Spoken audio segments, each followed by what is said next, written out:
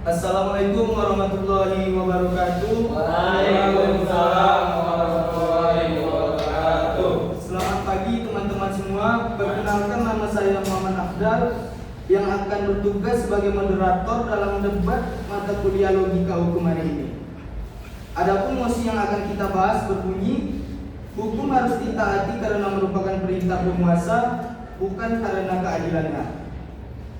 Mosi ini menarik karena menguji bagaimana kita memahami hakikat hukum dari dua sisi besar, yaitu dari aliran positivisme hukum yang menekankan bahwa hukum harus ditaati karena berasal dari otoritas yang sah dan menjamin kepastian, dan dari aliran hukum alam atau natural law yang berpandangan bahwa hukum sejati harus mencerminkan nilai keadilan dan moralitas.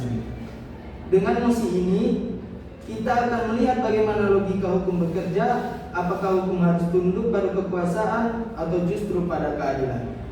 Baik, sebelum kita mulai, izinkan saya menjelaskan beberapa aturan singkat debat hari ini. Debat ini akan diikuti oleh dua tim, yaitu tim pro yang mendukung mosi dan tim kontra yang menolak mosi.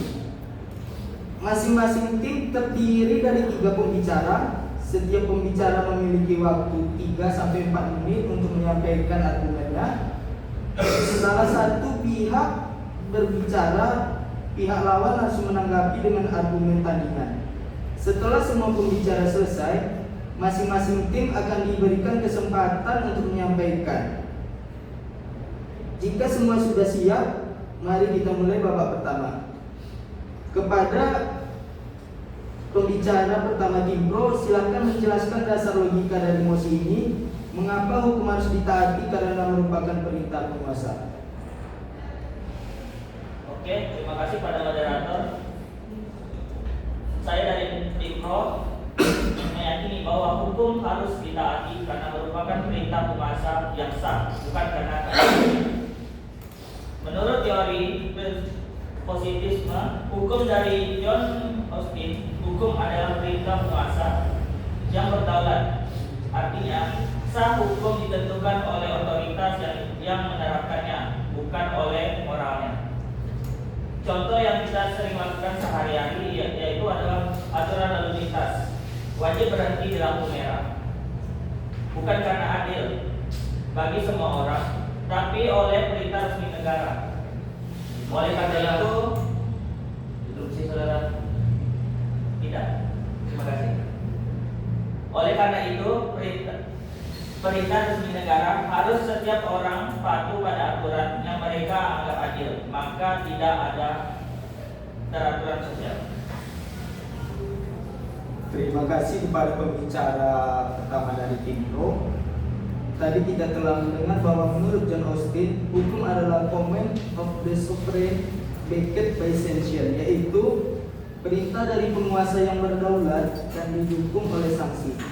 Dalam logika positivistik, ketaatan muncul bukan karena isi hukum adil, melainkan karena hukum itu sah secara formal dan memiliki kekuatan memaksa. Sekarang, mari kita dengarkan tanggapan dari pembicara pertama tim kontra. Baik, terima kasih kepada moderator dan pembicara satu pro. Kami dari tim kontra menolak pandangan bahwa hukum harus ditaati hanya karena perintah penguasa. Karena hakikat hukum adalah keadilan, bukan sekedar perintah. Menurut Thomas Leitz, hukum yang tidak adil bukanlah hukum. Kalau hukum hanya dilihat sebagai perintah penguasa, maka rezim di kantor bisa membuat aturan sesuai dengan undang-undang dan rakyat akan tetap dipaksa taat. Contohnya seperti tirani. Kalau tirani dibolehkan, maka secara sahnya tidak ada moral di dalam hukum tersebut. Contohnya seperti kasus 98 di era Soeharto, itu kan undang-undang secara dipaksa diikuti oleh rakyat. Tidak jelas itu melanggar HAM dan hak asasi manusia. Terima kasih.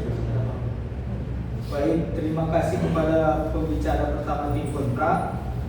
Tim kontra menolak pandangan tersebut dengan mengutip pemikiran Thomas Aquinas yang menyatakan bahwa lex injusta non est lex. Hukum yang tidak adil bukanlah hukum. Artinya, hukum tidak cukup hanya sah secara formal, tetapi juga harus berlandaskan nilai moral dan keadilan agar memiliki legitimasi. Jadi pada babak pertama ini kita sudah melihat dua pijakan logika hukum yang berbeda, yaitu positivisme yang menekankan kepada kepastian hukum, sedangkan natural law yang menekankan kepada keadilan hukum. Baik, kita lanjut kepada babak kedua. Kepada pembicara kedua tim pro, silakan menjelaskan mengapa dalam logika hukum kepatuhan terhadap hukum harus didasarkan pada otoritas, bukan pada moralitas. Baik, terima kasih kepada moderator. Saya ingin menambahkan contoh lain. Ketika pemerintah menetapkan PPKM saat pandemi COVID-19, banyak orang menilai kebijakan itu tidak adil bagi pedagang kecil. Namun, aturan itu tetap harus ditaati karena dibuat oleh penguasa yang sah dan memiliki tujuan menjaga keselamatan masyarakat secara umum. Inilah fungsi utama hukum, menjamin kepastian dan ketertiban. Kalau semua orang hanya menaati hukum yang dianggap adil menurut hukum versinya sendiri, negara bisa kacau. Itu saudara. Tidak, terima kasih. Baik, terima kasih kepada pembicara kedua tim pro, yang mana pembicara kedua tim pro menekankan bahwa tanpa otoritas yang sah, hukum kehilangan daya paksa. Hukum berfungsi untuk menjaga ketertiban, bukan untuk menilai baik atau buruknya perilaku berdasarkan pandangan moral yang berbeda. Jika setiap individu yang menafsirkan keadilan secara subjektif, maka stabilitas hukum dan keteraturan sosial akan hilang. Selanjutnya, kita akan mendengar tanggapan dari pembicara kedua tim kontra. Baik, surat hormat dari Bung Farhan dalam menyampaikan materinya, dan saya berpandangan lain dari Bung Farhan bahwa prinsip demokrasi kekuasaan dari rakyat bukan kebenaran dari kekuasaan, bahwa hal itu akan menyebabkan berujung dalam tirani waktu di zaman Pak Soeharto. Dalam sistem demokrasi Indonesia, kebenaran politik dan hukum bersumber dari kedaulatan rakyat, bukan dari kehendak penguasa semata. Ini telah tercantum dalam pasal 1 ayat 2 Undang-Undang 1945. Kedaulatan berada di tangan rakyat dan dilaksanakan oleh Undang-Undang Dasar. Wah, ini berpandangan bahwa kekuasaan bukan hak milik pemerintah semata, bahwa rakyat akan berpandangan dan ingin mengetahui bahwa keadilan itu hak milik semua rakyat Indonesia, bukan hak milik kekuasaan dalam keadilan dalam hukum Indonesia tersebut. Baik, saya. Baik, terima kasih. Tadi tim kontra menyampaikan bahwa argumen pro mengandung fallacy of authority, yaitu kesalahan logika yang menganggap suatu hal benar hanya karena dikatakan oleh pihak berkuasa. Menurut mereka, otoritas memang penting, tetapi legitimasi hukum sesungguhnya berasal dari rasa keadilan yang hidup dalam masyarakat. Hukum tanpa nilai moral hanya akan ditaati karena takut sanksi, bukan karena kesadaran hukum yang sejati.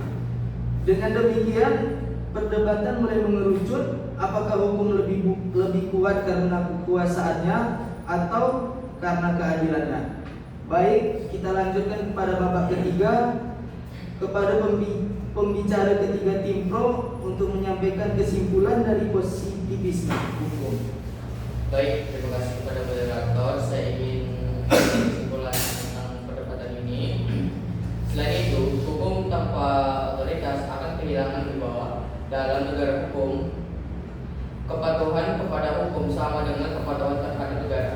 Seperti contohnya, seorang pejabat pajak yang korup kemungkinan menganggap hukum pajak tidak adil karena mengurangi pendapatan. Jika semua orang berpikir seperti itu, sistem akan lumpuh.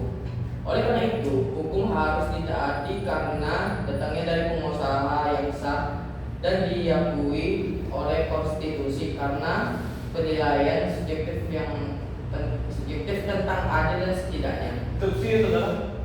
Tidak, terima kasih. Baik, terima kasih moderator. Terima kasih. Tadi tim pro menyimpulkan bahwa logika hukum menuntut kepastian dan konsistensi, bukan debat moral yang tak berujung. Mereka menegaskan bahwa tanpa kepatuhan terhadap hukum yang sah, tidak ada ketertiban, dan tanpa ketertiban, keadilan pun mustahil tercapai.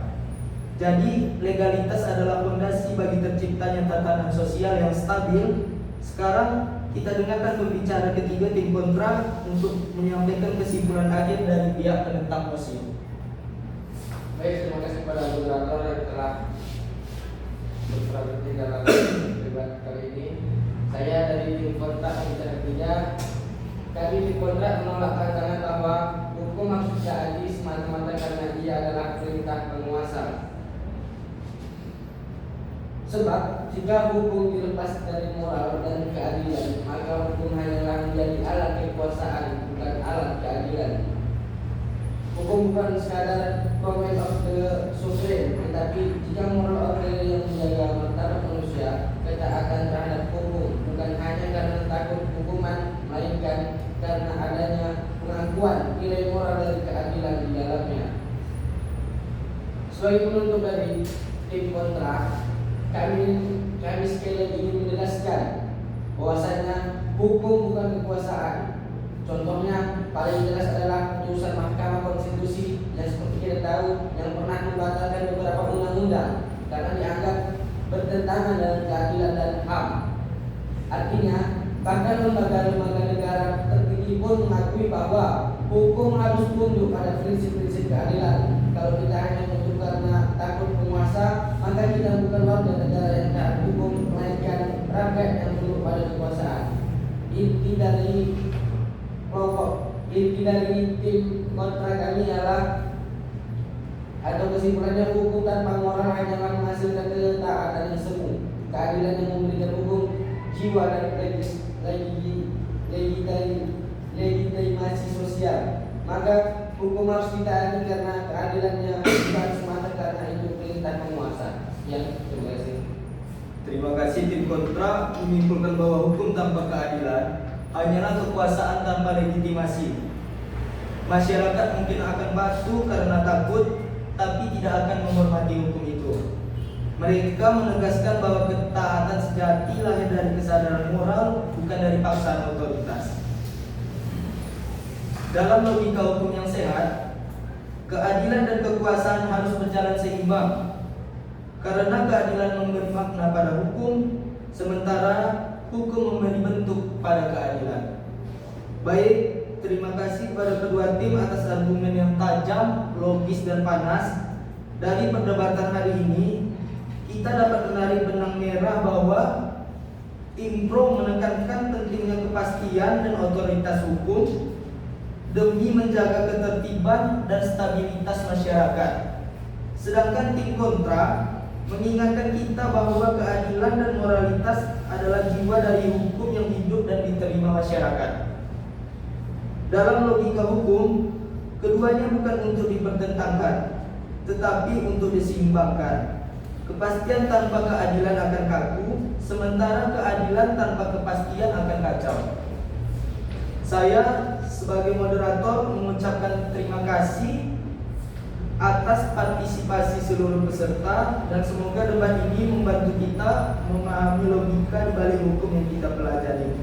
Wassalamualaikum warahmatullahi wabarakatuh. Waalaikumsalam warahmatullahi wabarakatuh.